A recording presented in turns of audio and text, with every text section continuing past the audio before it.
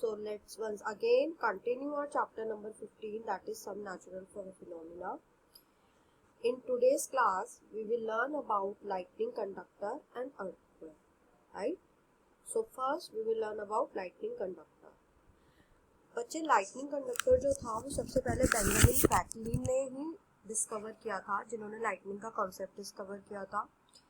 He designed a device called lightning conductor to prevent damages caused by lightning to life and property, right?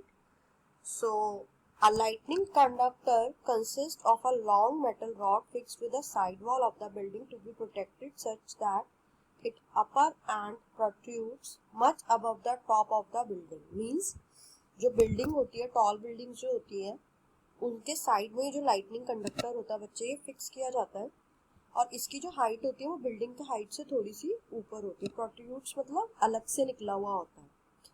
The upper end of the rod is made into shape of a trishul और is fragmented into large number of pointed rods. As you can see in this figure, जो ऊपर की rods होती है वो branched होती है. This is to increase the surface area so that अगर लाइटनिंग कहीं आसपास भी स्ट्राइक करती है तो ये जो रॉड है इसको अपने अंदर अब्सॉर्ब कर ले. The lower end of the rod runs deep in the earth where it is joined with an already buried huge copper plate. अब ये नीचे कॉपर की प्लेट होती है, ये जो रॉड होती है नीचे कॉपर प्लेट से जॉइंट होती है और ये जो कॉपर प्लेट होती है बच्चे ये ग्राउंड के अंदर बरीड होती है, राइट? मतलब मिट्टी के अंदर दबी हुई होती है.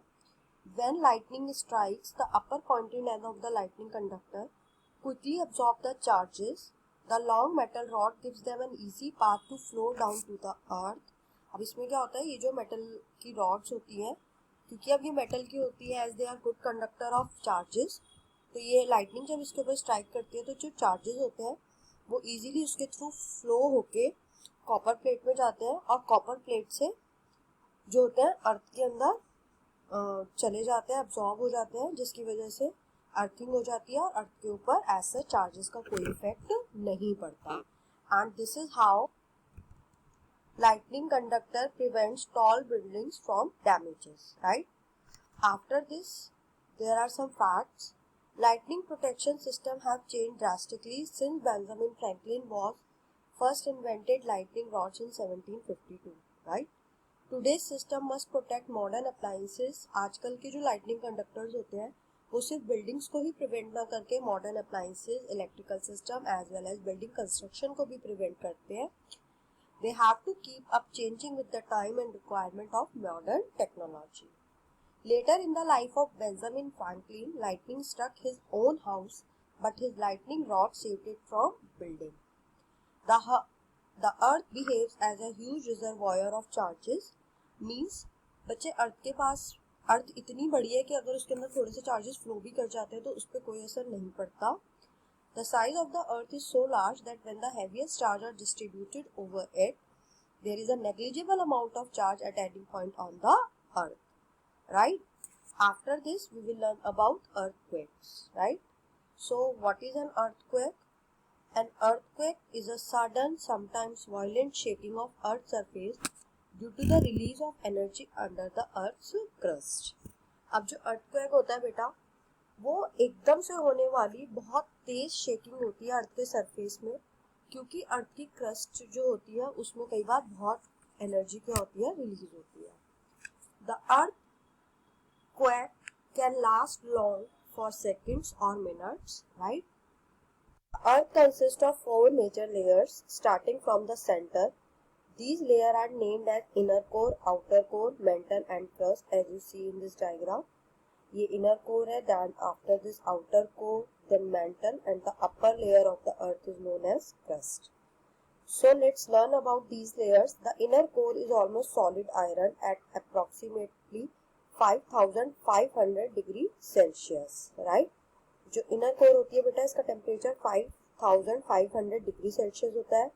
आउटर कोर के अंदर जो बेटा आयरन होता है वो मॉल्टन स्टेट में होता है एंड इसके साथ साथ सल्फर होता है और इसका जो टेम्परेचर होता है वो 4300 डिग्री सेल्सियस से 3700 डिग्री सेल्सियस तक वेरी करता है, right? After this the next layer is mental. which touches the outer core at one end, right? आप मेंटल को देख सकते हो, ये इधर से आउटर कोर को टच कर रही है और ऊपर से क्रस्ट को टच कर रही है। जब ये आउटर कोर को टच करती है तो इसका जो टेम्परेचर होता है वो नीचे की तरफ 3700 डिग्री सेल्सियस होता है, एंड जब when it touches to the crust layer, इसका जो टेम्परेचर होता है वो -30 डिग्री सेल्सियस से 50 डिग्री सेल्सियस तक वेरी करता है, right? The next layer is crust. The outer layer of the earth is made of solid rock. Where do we live? Right? Crust वो outer layer है अर्थ की जहाँ पे हम लोग survive करते हैं, हम लोग रहते हैं. It is a thin layer of 0 to 60 kilometre thickness. इसकी जो thickness होती है बच्चे वो 0 से 60 किलोमीटर होती है. The outer crust of the earth is not a one piece landmass. अब बच्चे समझने वाली बात ये है कि जो outer layer है crust की, ये सिंगल लेयर नहीं है। जैसे आप लोग बॉल में देखते हो, कोई भी नॉर्मल बॉल आपने ली और आप बॉल में देखते हो कि एक ही लेयर होती है जो पूरी बॉल को कवर कर रही होती है, ऐसा नहीं होता। It is broken into pieces, right? So let's learn about this thing. You must have studied in your geography class that the Earth's crust consists of 7 big masses joined together. The boundary of these 7 land masses are very irregular and 2 land masses join each other like the pieces of a jigsaw puzzle. समझे बच्चे आप? ये जो अर्थ की crust वाली layer है ये एक दूसरे के साथ 7 पीसेस में टूटी हुई है, ब्रोकन है, राइट? और ये एक दूसरे से कुछ इस तरीके से जुड़ी हुई है जैसे जब हम नॉर्मली पजल्स को जोड़ते हैं ना आपस में एक दूसरे को, इस तरीके से ऐसे जुड़ी हुई है. Each landmass is called a tectonic plate. ठीक है, वो जो 7 टूटी हुई पीसीज है उनको हम टेक्टोनिक प्लेट्स बोलते हैं. The place where 2 plates join together is called a plate joint. Means जैसे जब हम जिक्सॉ पजल को ज्वाइन करते हैं, राइट? सेम उसी तरीके से जब टेक्टोनिक प्लेट्स आपस में जहाँ पे एक दूसरे से ज्वाइन होती है, that joint is known as plate joint, right? After this, causes of an earthquake occur where these plates meet along plate boundaries. Mostly earthquake बेटा उन्हीं joints पे आते हैं जहाँ पे 2 plates एक दूसरे से जुड़ रही होती है. Huge convection current sent in the mantle due to the enormous temperature difference at its 2 ends. अब जैसे बच्चे अभी मैंने आपको पीछे बताया कि जो मेंटल वाली लेयर होती है उसका आउटर कोर की तरफ जो टेम्परेचर होता है वो 3700 डिग्री सेल्सियस का होता है, और क्रस्ट की तरफ जो उसका टेम्परेचर होता है वो -30 डिग्री से 50 डिग्री सेल्सियस तक वेरी करता है, राइट? और 7th क्लास में हमने कन्वेक्शन करंट के बारे में पढ़ा होता है जिसमें क्या होता है, जो हॉट मॉलिक्यूल्स होते हैं दे कम इन अपवर्ड डायरेक्शन, और जो कोल्डर मॉलिक्यूल्स होते हैं they rushes towards the hotter molecules to take their place, है ना? ये कन्वेक्शन करंट्स हमने 7th क्लास में पढ़े हुए हैं ऑलरेडी. अब क्या होता है जब इस तरीके से मेंटल लेयर में क्या होता है, बहुत सारे मूवमेंट होती है, राइट? सो उसी मूवमेंट की वजह से जो प्लेट्स होती है ये भी एक दूसरे के साथ क्या करती रहती है, मूव करती रहती है धीरे धीरे, because of the pressure developed due to convection current in mantles just below the crust. Sometimes the pressure zones lie under a plate joint. कभी कभी क्या होता है जो प्रेशर होता है वो उन जगह पे क्रिएट हो जाता है जहाँ पे टेक्टोनिक प्लेट्स एक दूसरे से जुड़ी होती है.